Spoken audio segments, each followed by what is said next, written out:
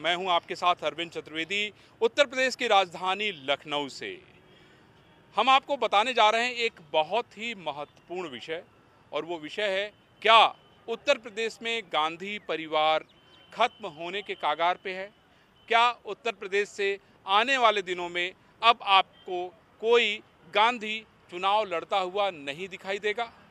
जी हाँ, मैं बात कर रहा हूँ सोनिया गांधी की, जो कि यहाँ से चली गई। उन्होंने राज्यसभा की सदस्यता ले ली।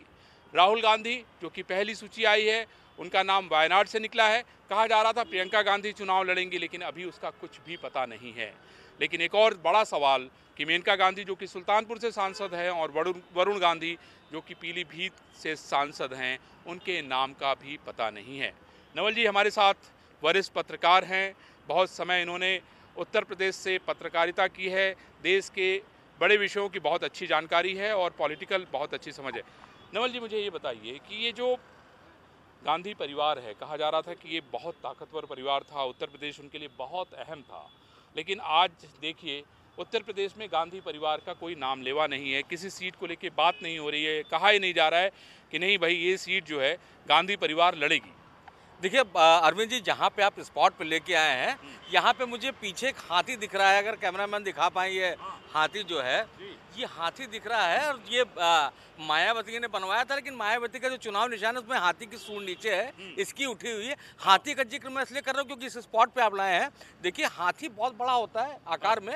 कांग्रेस भी बहुत बड़े आकार की थी, है ना। और कांग्रेस का जो बड़ा आकार था वो धीमे धीमे खत्म होता गया, सिकुड़ता गया। और उसकी वजह मुझको लगती है कि खुद कांग्रेस रही है।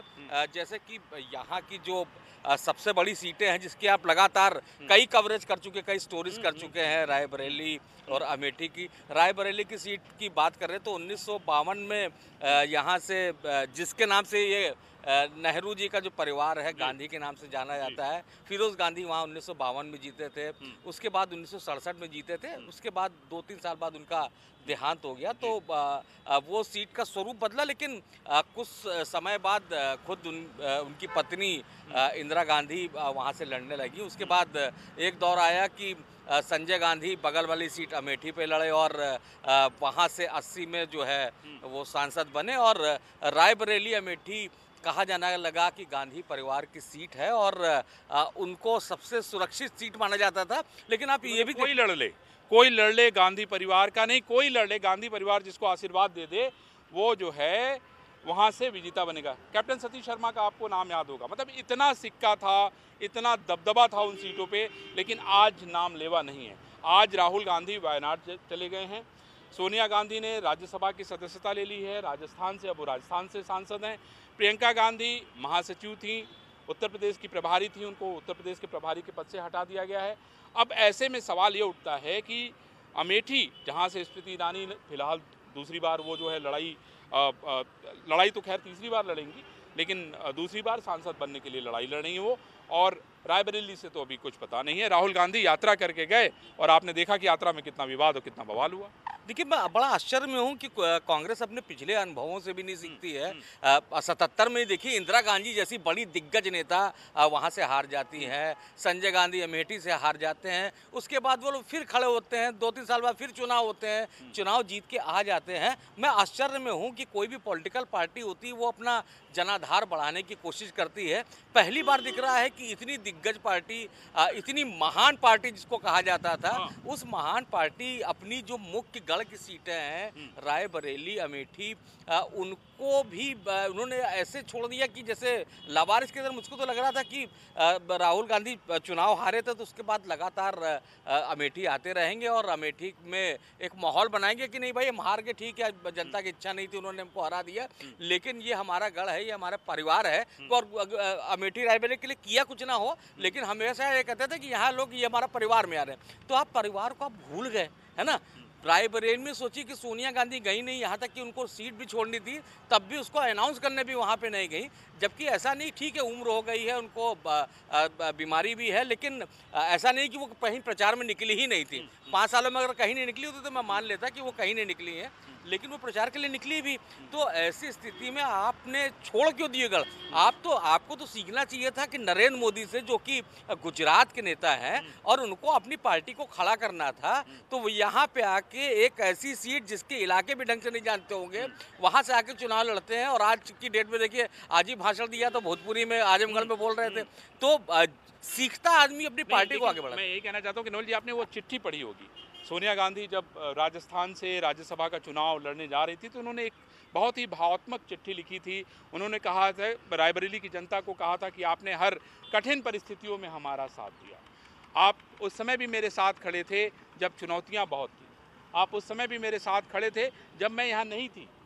आपने मेरे पति का साथ दिया, आपने हमारी सास का साथ दिया, ससुर का साथ दिया, सबका साथ दिया।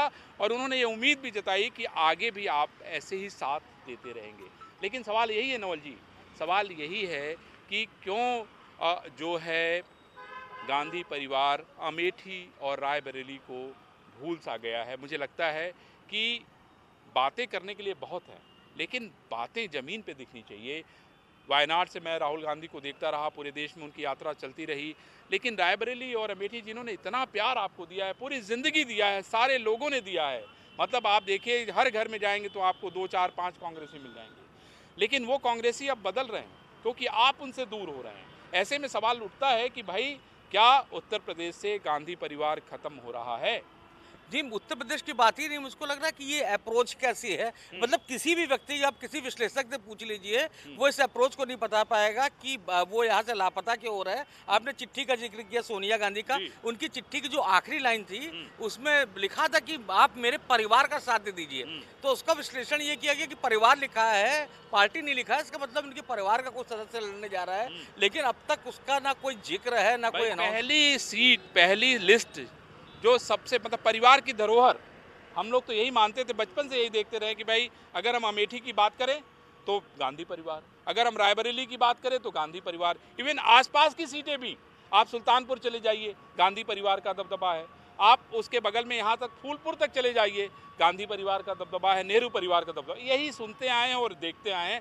लेकिन मुझे लगता है कि इसको जो है गांधी परिवार ने इन बातों को भुला दिया। खैर, अब चलते हैं उन्हीं के परिवार से निकले हुए दूसरे गांधी परिवार के पास।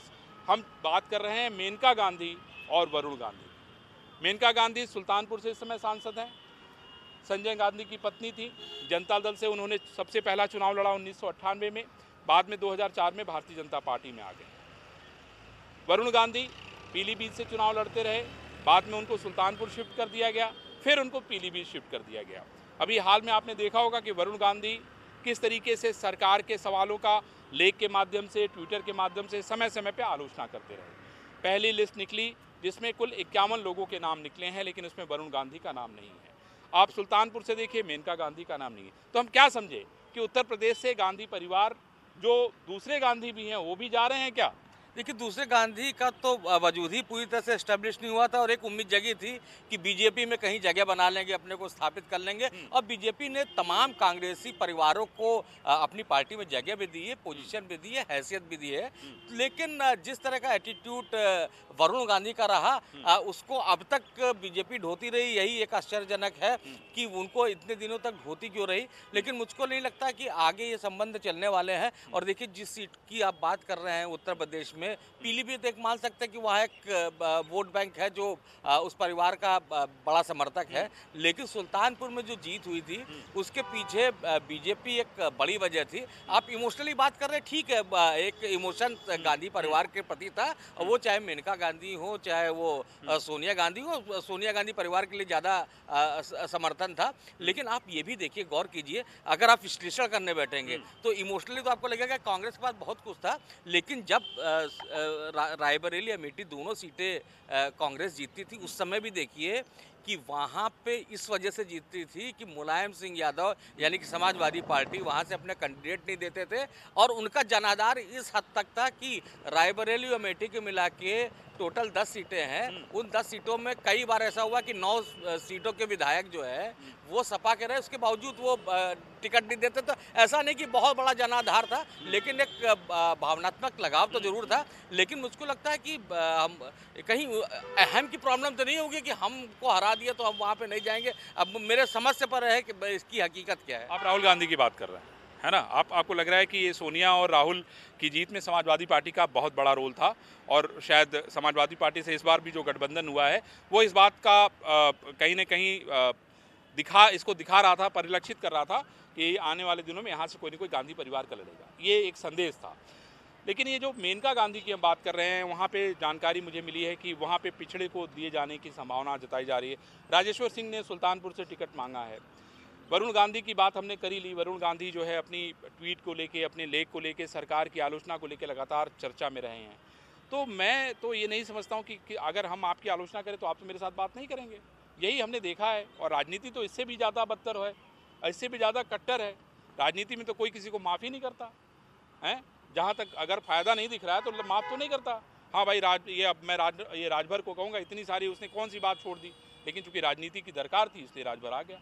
लेकिन वरुण गांधी आते हुए मुझे दिखाई नहीं दे रहे हैं। बिल्कुल आपने सही विश्लेषण किया है। मुझको भी कहीं से नज़र नहीं आ रहा है कि वरुण गांधी वापस लौटने जा रहे हैं या उनकी कोई जगह बनती दिख रही है। ना ही उन्होंने पिछले कुछ वर्षों में ऐसे कोई प्रयास किए हैं, ऐसा कोई जेस्चर दिया है कि जिससे लगे कि हाँ नहीं वो डिवोटेड है। मुझको लगता है कि वो एक पैरेलल पॉलिटिक्स खड़ी करना चाहते हैं कि एंटी बीजेपी और कांग्रेस से हट करके, और वो निर्दलीय चुनाव लड़ना चाहते हैं, ऐसा नज़र आ रहा है। आपको समाजवादी पार्टी की तरफ जाते हुए नहीं दिखाई दे रहे हैं वो? जी हाँ, बिल्कुल साफ नज़र आ रहा है कि समाजवादी पार्टी में जगह हो सकती है। और समाजवादी पार्टी ने कई बार किया भी है कि जो कांग्रेस से लोग नाराज हैं लेकिन बीजेपी के विरोधी हैं, उनको जगह दी है। यहाँ तक कि राज्यसभा में कपिल सिब्बल को भेज दिया था। तो समाजवादी पार्टी ऐसी जगह देने की कोशिश करेगी। और समाजवादी पार्टी की तो कोशिश भी यही है कि उत्तर प्रदेश से बीजेपी की जितनी सीटें कम हो जाए उतना समाजवादी पार्टी का प्रभाव बढ़ेगा। इसी वजह से जिस कांग्रेस की खुद रायबरेली और अमेठी में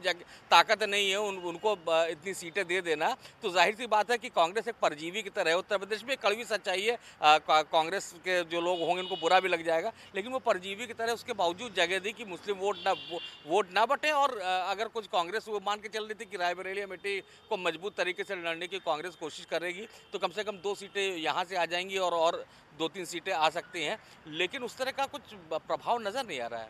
नोल जी, मेरी जो समझ कहती है, मुझे लगता है कि कहीं ऐसा ना हो कि माँ को टिकट मिल जाए, बेटे को टिकट ना मिले। मुझे तो ऐसा लग रहा है, मतलब पॉलिटिक्स तो यही कहती है। मुझको लगता नहीं है कि माँ बेटा कुछ अलग तरह से सोचेंगे।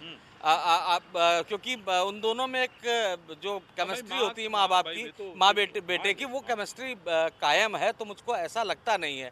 और वरुण गांधी ने जितनी भी चीज़ें की हैं उससे लगता नहीं कि उनको बीजेपी टिकट देगी। और मेनका गांधी का भी ये माना जा रहा है कि उम्र के लिहाज से बीजेपी का टिकट देना बड़ा मुश्किल है।